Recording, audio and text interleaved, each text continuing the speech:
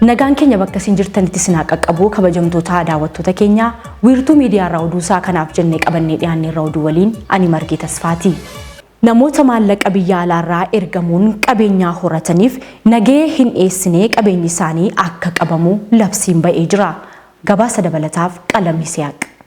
Nama maallaqa biyya alaa irraa ergameen qabeenya horatee fi maallaqa ergameef nagahee hin dhiyeessin irraa qabeenya akka fudhatamu wixneen labsii eeyyamu mana maree bakka bu'oota uummataa fi dhiyaateera. Wixneen seeraa kun labsii qabeenyaa deebisuu jedhamee kan moggaafame yoo ta'u kibxata darbe ragga'eera. Akkasumallee wixnee labsii kanaatti qabeenya ka'umsaa isaa hin beekamne qabeenya yookiin sadarkaan jireenya nama sanaa galii seeraa inni kan isa keessatti argachaa ture waliin wal hin madaal yoo ta'e kamiifuyyuu qabeenyi sun qabamuu ni danda'a. Hojii ammaa yookiin hojii duraanii yookiin karaa biraa kamiinuu yoo ta'e madda qabeenyichaa yookiin sadarkaa jireenyaa ilaalchisee shakkiin yakka madaalawaa ta'e yoo jiraateedha jedha labsichi. Haalli kun jiraachuun isaa yeroo beekamu yookiin abbaan alangaa shakkii madaalawaa yommuu qabaatu dhimmi siivilii dhiyaachuu kan danda'u yoo ta'u namni dhimmichi irratti dhiyaate qabeenyi yookiin sadarkaan jireenyaa isaa mana murtii dhimmi ilaallatuuf ibsee seeraan mirkaneessuu qaba. Sanarni dabalataa wixnee kana ibsuuf kennames barreeffamoota haala qabeenyichi deebifamuu fi qabamuu danda'u tarreessanii of keessaa qaba. Bu'uura kanaan qabeenya ka'umsisaa hin beekamne qabaachuu ilaalchisee ibsi armaan gadii kennameera. Ibsichis namni qabeenya ka'umsisaa hin beekamne oomishee jedhamee shakkame maallaqa biyya alaa irraa naaf ergameen qabeenya kana oomishee yoo jedhe maallaqni suni daldala yookiin kafaltii sirna baankii keessatti seeraan darbee waan ta'eef nagahee baankii sirrii ta'e dhiyeessuu qaba jedhame. Labsichi keewwata 8 jalatti qabeenya ka'umsisaa hin beekamnee fi hanga maallaqa qabeenya hin beekamneen kan tumame yoo ta'u yeroon himanni itti dhiyaatu yeroo labsichi ragga'ee kaasee waggaa 10 booda hojiirra kan oolu ta'a. Tumaaleen wixnee labsii kanaa akka agarsiisanitti labsichi waggaa 10 dura yeroo hojiirra oolutti maallaqni xiqqaan qabeenya ka'umsisaa hin beekamne himachuuf bu'uura ta'uu birrii miliyoona 5 akka ta'e ni mul'isa. Wixneen labsii kun namni abbaan alangaa qabeenya ka'umsisaa hin beekamne argateera jedhamee shakkame kamiyyuu madda qabeenyichaa akka ibsu barreeffamaan akka gaafatamu ibsameera. Akkasumas ragaan namni madda qabeenyichaa ibsuuf gaafatame dhiyeessu seera qabeessa ta'uu akka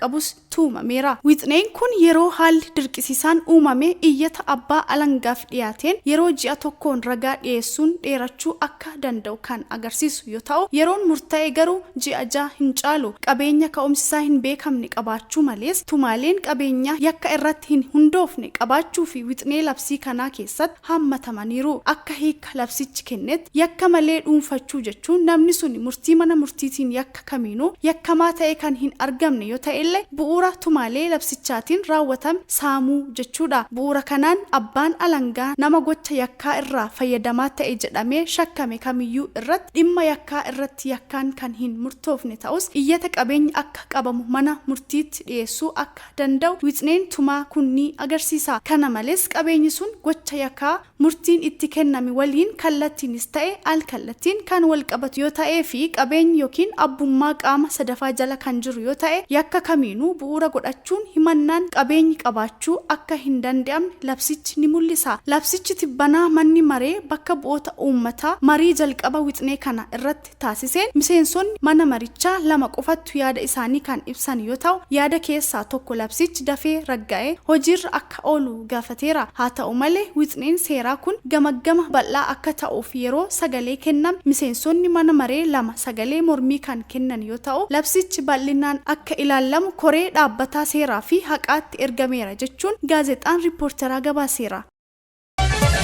Itoophiyaan kuufama boba'aa uumamaa meetir kiiyubii biliyoona 21.3 akka argattee torban kana beeksiftee jirti. Gabaasa dabalataa akka itti dhiyaata.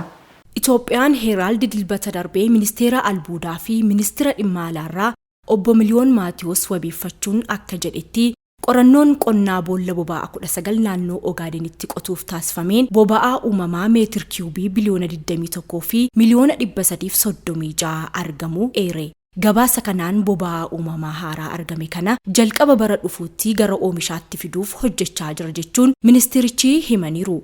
Piroojektonni qorannoo qabeenyaa tokko tokko waggoota fudhachuu kan danda'an ta'us asitti yeroo gabaabaa keessatti milkaa'ina akka argatu ofitti amanamummaa qabna jechuu isaanii Itoophiyaan Heeraald gabaaseera. Ministeerri albuudaa Itoophiyaa Ogaaden Maqalee Matammaa immoo Kibbaa fi Gaambeellaa dabalatee bakka adda addaa 6 keessatti kuufama boba'aa fi gaaziin uumamaa kan jiru ta'us eeraniiru. Bara 2018 ministeera muummee Dr. Abiy Ahmed erga gara aangootti dhufanii yeroo muraasa booda waa'ee jalqabbii oomisha boba'aa Itoophiyaa keessaa argamanii uwwisni miidiyaa bal'aan tureera. Bara 2016 immoo waa'ee waliigaltee oomisha gaazii uumamaa $4 biliyoona Itoophiyaa, Jibuutii fi Chaayinaa gidduutti gabaasni dhiyaatee ture. Akkasumas bara 2019tti Itoophiyaan boba'aa uumamaa karaa Jibuutii waggaa 3 booda al ergii akka jalqabdu oduun tureera. Amma bara 2024tti mootummaan paartii badhaadhinaan durfamu ammas seenaa kana mata duree godhachaa jira jedha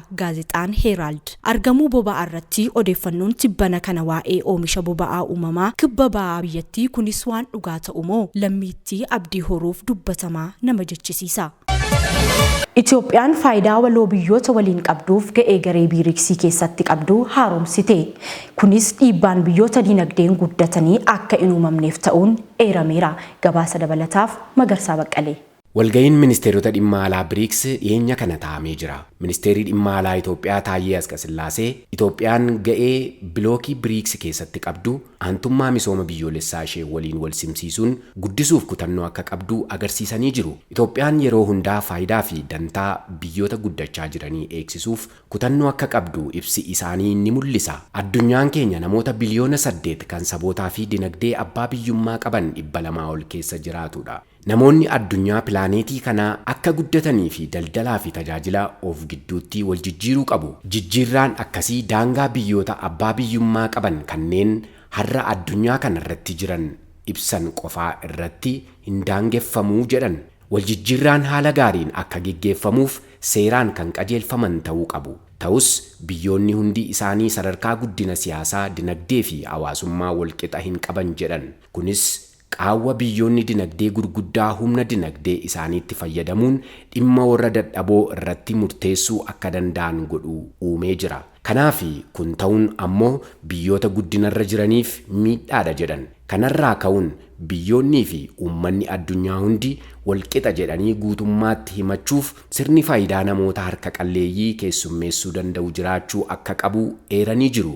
Dhugumatti Itoophiyaan abbaa biyyummaa siyaasaa fi dinagdee ishee akkasumas kan biyyoota waliin guddachaa jiran akka waliigalaattii fi biyyoota Afrikaa addatti mirkaneessuuf carraaqqii barbaachisuun hojjechaa turteetti jedhan. Akka kanaan Itoophiyaan qabsoowwan idilaa addunyaa fi biyyoota hedduu adda addaa kan akka Pan Afrikaanizimii, Nan Aligned Movement'iif kan kana fakkaatan keessatti ga'ee adda duree taphattee jirti jedhan. Kun hundinuu loogii malee fi dantaa irraa kan ka'e sirna addunyaa bilisaa fi haqa qabeessa Itoophiyaan qixa irraa fayyadamuu dandeessu arguuf faayidaa uummata maraafi. Sirna addunyaa haqa qabeessa ta'e mirkaneessuun biyya hundaa fi lammii hundaaf barbaachisaadha. Garuu dhugaan lafa jiru haala akkasiin faallaadha. Akkasumas namoonni hedduun sirna addunyaa haqa hin qabnee fi madaalawaa hin taaneen rakkachaa jiraatu. Kanaafuu tartiiba kana jijjiiruun addunyaa fooyya'aa namni hundii walabummaa siyaasaa akkasumas badhaadhina dinagdee isaa haqaan itti gammaduu danda'u fiduun dirqama. Itoophiyaan yeroo dheeraa fi weeraraa fi walabummaa dhabuu hariiroo dinagdee akkanaa bifa hundaan akka koloneeffannaa fi itti aansee biyyoota guddatan jalatti buluu irratti qabsaa'aa turteetti. Akkasumas waltajjiiwwan hedduun kanneen akka Non Aligned Movement, G77 plus China, bilookii ardii fi naannoo gamtaa Afrikaa akkasumas IGAD keessatti sagalee biyyoota guddachaa jiranii calaqqisiisuu keessatti gatii guddaa kaffaltee jirti. Itoophiyaan ammallee fayyadamummaa sabootaa mirkaneeffachuuf boqonnaa malee hojjettee walqixa akka dhaabbatan taasisuuf ni hojjetti. Itoophiyaan BRICS keessatti miseensummaa isheetiin nagaaf misooma biyyoota guddachaa jiranii hundaaf hojjechuu itti fufti. Akkuma ministeerri dhimma alaa Taayyeen yaa'ii kanarratti irra deebi'anii dubbatan Itoophiyaan nagaa, guddina, misooma hundaa haammatee fi itti fufiinsa qabu akkasumas biyyoota hedduu bu'a qabeessa taasisu hordofuuf kutannoo qabdu eeggatti. All Afrikaatu gabaase.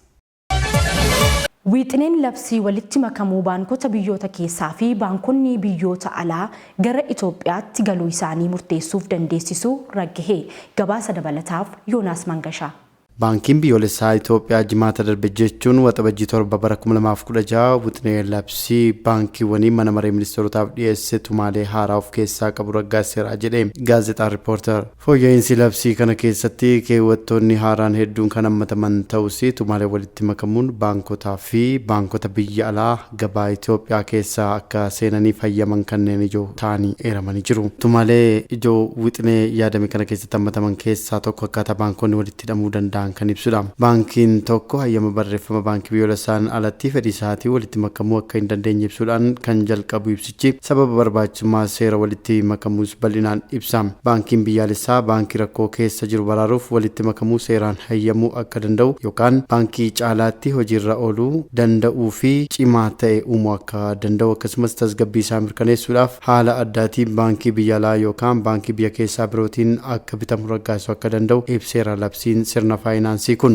Akkasumas walitti makamnii fi murtiin bittaa baankii biyyaalessaatiin raawwatamu sirrii ta'uu kan qabuufis tasgabbii sirna faayinaansii, tajaajila faayinaansii fi mirgaa fi fedhii fayyadamtoota dhiyeessii faayinaansii dorgommii fi ga'umsa irratti sirna baankii keessatti akkasumas daangaa aksiyoonii fi qajeelfama baankii biyyaalessaa dhimma ilaallatu irratti kan hundaa'e ta'uunis ibsameera. Wixinee seeraa akkaataa walitti makamuu fi bittaa baankotaa ibsu keessatti yaadni walitti makamuu yookaan bituu kamiyyuu yaa'ii waliigalaa addaa baankotaatiin murtaa'a jedha. Raawwii fi bal'ina tumaa kanaa qajeelfama baankii biyyoolessaatiin kan murtaa'u ta'uu hubachiisaniiru. Akkasumas walitti makamni yookaan bittaan kamiyyuu milkaa'uuf qaamoleen mootummaa dhimmi ilaallatu baankii biyyoolessaa fi baankota dhimmi ilaallatu waliin tumsuuf itti gaafatamummaa akka qabanis eeranii jiru. Akkasumas haalduree fi ulaagaaleen xiqqaa eeramee jira. Walitti makamniif bittaan kamiyyuu milkaa'uuf qaamoleen mootummaa dhimmi ilaallatu baankii biyyoolessaa fi baankota dhimmi ilaallatu waliin tumsuu fi itti gaafatamummaa akka qaban eerameera. Akkasumas baankiin biyyoolessaa yaada jijjiirama abbummaa guddaa fiduuf yookaan investimentiiwwan kanneen irratti mirga sagalee kennuu akka hin fayyadamne dhihaatu kamiyyuu kuffisuuf aangoo akka qabu eeraniiru. Dabarsii abbummaa guddaa odeeffannoo sobaa irratti hundaa'ee seera qabeessa akka hin taane kan ibsu yoo ta'u, abbummaa dabarsuun haalduree fi ulaagaalee xiqqaan qajeelfama baankii biyyaalessaa baaseen kan murtaa'u ta'uunis himamee jira. Dabarsa qabeenyaa fi dirqama ilaalchisee baankonni qabeenyaaf dirqama gara baankii irratti dabarsuu akka hin dandeenye akkasumas hayyama barreeffamaa baankii biyyoolessaan alatti adeemsa idileetiin alatti daldala sana gurguruuf yookaan gadhiisuuf waliigaltee kamiyyuu gochuu akka hin dandeenye eeramee jira. Akka ogeessi faayinaansii dhimma wal fakkaatu irratti yaada gaazexaa Riippoortariif kennetti labsiin amma jiru baankiin biyyoolessaa baankii hundeessuudhaaf kaapitaala kafalame birrii biiliyoona 5 qabaachuu akka qabu agarsiisa. Humna bittaa maallaqa ammaa fi dorgommii gara fuulduraatti eegamu ilaalcha keessa galchuudhaan baankonni hedduun kaapitaala birrii biiliyoona 5 ol guutuun waan isaan rakkisuuf baankii hundeessuu fi hangi kaapitaala dabaluu danda'a jedhamee tilmaamamaa jira jedhe. Tumaan haaraan biraa baankii biyyoolessaa labsii haaromsaa baankii keessatti hammatee ulaagaa baankota biyya alaa ilaalchisee tumaa jirudha. Baankonni biyya alaa Itoophiyaa seenuu barbaadan maqaa gaarii fi dandeettii maallaqa qabaachuu akka qaban akkasumas damee yookaan waajjira bakka bu'ummaa baankii biyya alaa gartokko yookaan guutummaa guutuutti banuun seenuu akka danda'an ibsa. Akkasumas baankoti biyya keessaa aksiyoonaa akka bitatan isaan dandeessa. Baankota biyya alaa fi dhaabbilee Itoophiyaa biyya alaa jiraniin alatti lammiileen biyya alaa baankii Itoophiyaa keessatti argamu keessatti aksiyoona qabaachuu akka danda'an seereera. Baankii biyya keessa jiru yookaan haaraa keessatti aksiyooniin investoroota tarsiimoo qaban aksiyoona waliigalaa baankichaa galmaa'e keessaa hanga 30% ta'a. Wixineen kun akka agarsiisutti investoroota biyya alaa tarsiimoo hin taanee fi dhaabbileen seera qabeessa biyya alaa baankii Itoophiyaa keessatti argamu tokko keessatti aksiyoona 5% fi 10% qofa qabaachuu akka danda'an ibseera. Haa ta'u malee lammiileen biyya alaa fi dhaabbileen lammiilee Itoophiyaa biyya alaa jiraataniin qabaman aksiyoona waliigalaa baankichaa keessaa hanga 40% qabachuu akka danda'an eeraniiru. Daangeffamni investimentii akkasii jiraatus baankiin biyyaalessaa Itoophiyaa faayidaa tarsiimoo dinagdee mirkaneessuu yookaan rakkoo baankii rakkoo keessa jiru furuu fi tasgabbii faayinaansii eeguu fi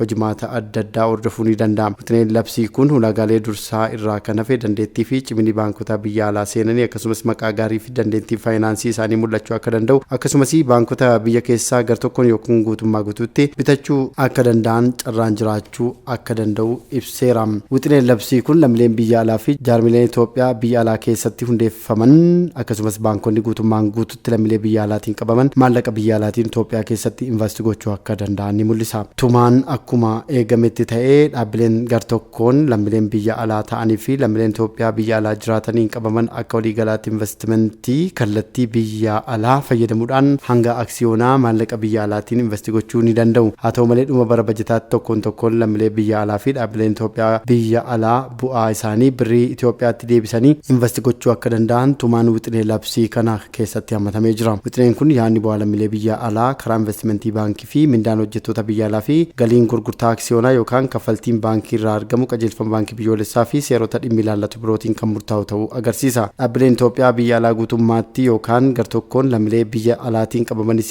galii jalqabaa maallaqa biyya alaatiin kaffalame kamiyyuu gara biyyaatti akka deebisan ni eeyyama. Bakka bu'aan baankii biyya alaa yookaan damee baankii biyya alaa Itoophiyaa seenu qabeenya kaayyoo baankii qabaachuu akka danda'u kan ibsu yoo ta'u qabeenya qabame dabalatee abbummaan qabeenya biroo akkaataa seera biyyaatti dhimma ilaallatuun kan murtaa'u ta'uu ibsa. Labsichitti dabaluudhaan lammiileen biyya alaa yookaan dhaabbileen Itoophiyaa biyya alaa baankicha keessatti investi gochuun dura mirkaneessi ni raawwatama akkasumas hayyamni ni kennama jedha gabaasii gaazexaa riippoorter. Wixinee labsii walitti makamuu baankota biyya keessaa fi baankonni biyya alaa gara Itoophiyaatti galanii isaanii murteessuu bahee agarsiisu. Daawwattoota keenya oduu isaa kanaaf jennee xumurree jirra. Qophiilee keenyaafan waliin turtii gaarii.